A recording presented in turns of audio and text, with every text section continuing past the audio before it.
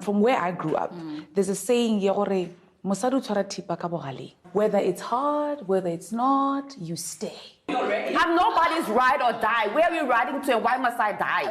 Why am I holding the sharp part of a knife? Jesus died that I may live and have abundant life. He said, I wish above all things that you may prosper and be in health, even as your soul prospers. He says, I came to have you life and life abundantly. No knife holding is abundantly. We can't say, oh, you're strong. Everybody says, my mother was a strong woman. And the strength of a woman is measured by how much nonsense she can handle and how much pain she can have. God forbid, that's not my portion. That is not my destiny. The soft life is for me. Jesus already died for me. I ain't gonna die for nobody. Nobody. My mother helped me for 9 months in her belly too. You said to love in sickness and health. Now you want to hurt me. And I should hold on to that title.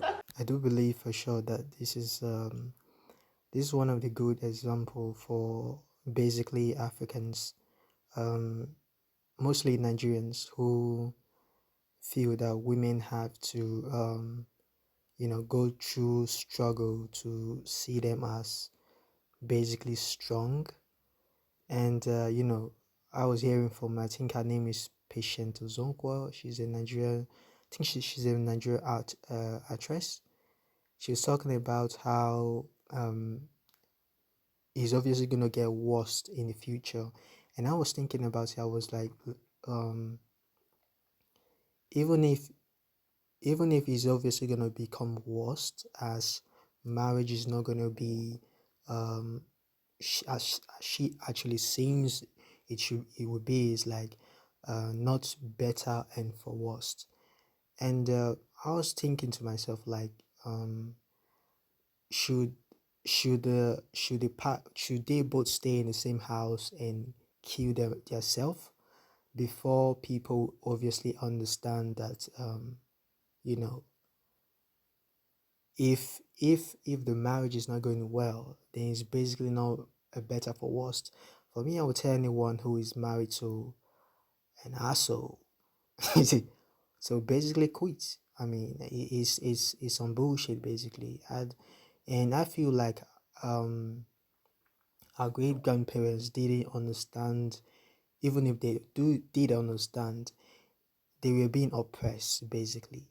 And I think his name was Edochie again, who was talking about the same thing, how the women no longer respect the men, and his view of this new generation, his kind of seems like when men were men, and it seems like he kind of sees men as, let's just say, a cat basically, pussy, you know. and I'm thinking to myself, like, I don't think that really makes somebody a cat, because I feel like it's still, if something is not working out, it doesn't have to be marriage basically, it could be anything. We could, even if it's not marriage, it doesn't have to be, we could be anywhere. Maybe let's say we both have a company and we're working in this company and it's not going well between us. We're obviously going to separate ourselves and go our own ways. So you should see this as a marriage too. I understand that you say better and for worse, but you need to understand, when there is danger involved, it comes to life. And in their own days, it was basically oppression. It was not good. Just because it's, is your culture, Nigerians don't know their culture. They don't know their history. And then most of the people come here, they are old and they're talking about, when men were men. You don't know your history. What are you on about?